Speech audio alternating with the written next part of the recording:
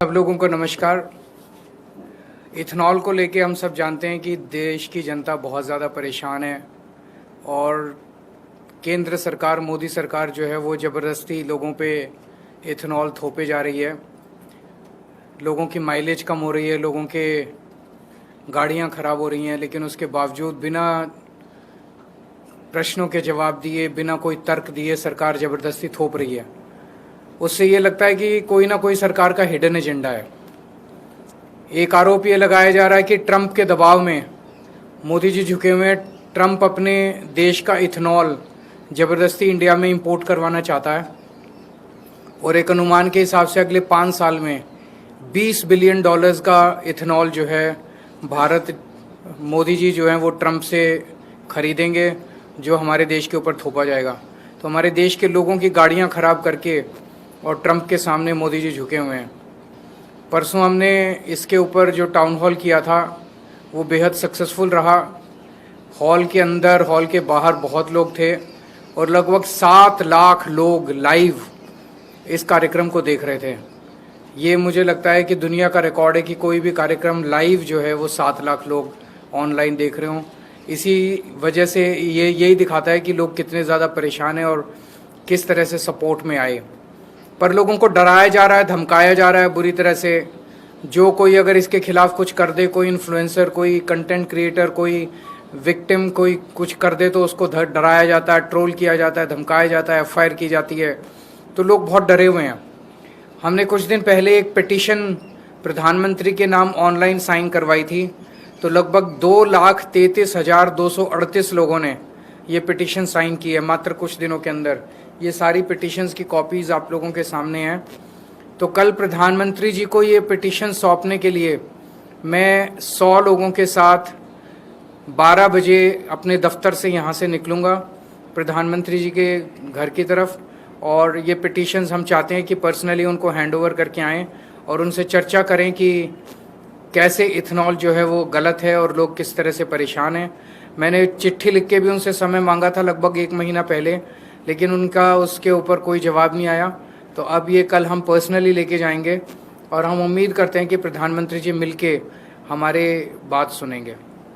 अगर आपके कोई प्रश्न है तो। कौन होंगे आपकी पार्टी के वजह या अलग-अलग? कुछ लोग, सब विक्टिम्स होंगे, कुछ पार्टी के भी हो सकते हैं, कुछ पार्टी के बाहर के भी हो सकते हैं, पर ये पार्टी का कार्यक्रम नहीं है। कल आपने एक इन्फ्लुएंसर के साथ वीडियो पोस्ट किया, एक माइनर लड़की की क्षमा जो थी उसके ऊपर, और आपने ये क्लेम किया है कि दबाव बनाने की, डराने की कोशिश की जा रही है। बिल्कुल। तो रुचिका सिंह का जो हमने देखा कि किस तरह से बेचारी हाथ जोड़ के आंखें नीची करके पूरे देश के सामने कैसे बोल रही है, वो जाहिर तौर पे उसे बुरी तरह से डराया गया है। तो एक तरफ तो प्रधानमंत्री जी आके कहते हैं कि बच्चों मैंने आपको माफ़ कर दिया, और दूसरी तरफ प्रधानमंत्री जी इस तरह से एक छोटी सी बच्ची को, 15 साल की बच्ची को अपनी पूरी ताकत लगा के झुका देते हैं, उससे माफ़ी मंगवाते हैं पूरे देश के सामने और उसका वीडियो जारी कराते हैं। क्या ये शोभा देता है एक प्रधानमंत्री को? तो डराने की कोशिश, बिकॉज सबसे बड़ा कंट्रीब्यूशन सीजेपी के आंदोलन का ये हुआ कि जो प्रधानमंत्री जी ने सबको डरा रखा था पूरे देश में, कोई कुछ बोलता था उसके पीछे ट्रोल छोड़ देते थे, धमकियां देते थे, गंदी गंदी गालियां देते थे, गंदी गंदी धमकियां देते थे, एफआईआर कर देते थे, गिरफ्तार करा लेते थे। लोगों के मन में डर निकल गया इस आंदोलन के बाद। खूब खुल के लोगों ने मोदी जी के खिलाफ बोला। अब मोदी जी वो वापस डर कायम करना चाहते हैं, लेकिन अब लोग डरने वाले नहीं हैं।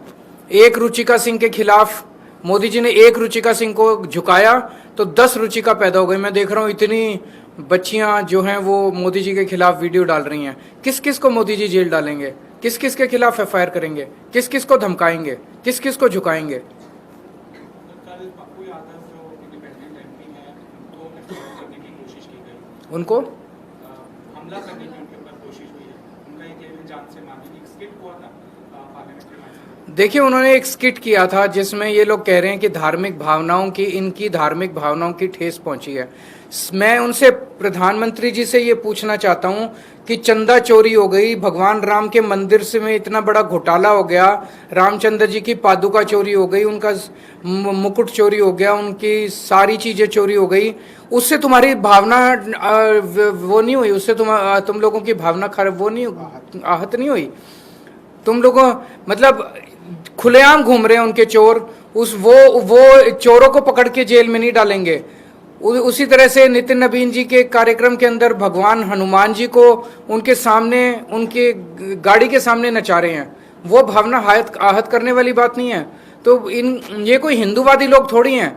हिंदुओं के नाम पे वोट बटोरने वाले, हिंदुओं के नाम पे राजनीति करने वाली पार्टी है भारतीय जनता पार्टी। सर, लक्ष्मी योजना जो सरकार ने शुरू की है उसमें कंडीशन तो बहुत ज़्यादा, एक कंडीशन ये भी है कि आपको जो आपका सांसद है, विधायक है, उससे भी मंजूरी लेनी पड़ेगी। तो इससे ये साफ जाहिर है कि केवल बीजेपी के लोगों को देना चाहते हैं, दूसरे लोगों को देना ही नहीं चाहते। ये क्या कंडीशन है कि सांसद से लेनी पड़ेगी? जो भाई कंडीशन लगाई जाती है इतने साल रहने वाला होगा, इतने साल, इन्होंने देनी नहीं है। बेसिकली राजनीति करनी है। जितनी कंडीशंस इन्होंने लगाई है उसके हिसाब से 1/10 दिल्ली की महिलाओं को भी नहीं मिलेगा। पंजाब में हमने कोई कंडीशन नहीं लगाई। एक घर में अगर 4 महिलाएं हैं, चारों को मिलेगी। हमने किसी तरह की अमीर गरीब जात पात कोई भेदभाव नहीं किया। तो जैसे पंजाब में सबको दे रहे हैं, साफ नीयत से दे रहे हैं, ऐसे ही दिल्ली में भी दो अगर नीयत साफ है तो। सर, ब्रिजभूषण शरण सिंह को कोर्ट ने बरी कर दिया है। एक बड़ा मुद्दा बना था हरियाणा चुनाव से पहले, महिला पहलवानों ने 2 लोग गिरफ्तार किया। ये काफी दुर्भाग्यपूर्ण है अगर उनको बरी कर दिया है, क्योंकि सारे सबूत थे, सारे गवाह थे, इतने लोगों ने उनके ऊपर आरोप लगाए थे। लेकिन मैंने अभी देखा नहीं है ऑर्डर यहाँ पे आने के पहले, उसके बाद ही मैं कुछ टिप्पणी कर पाऊँ।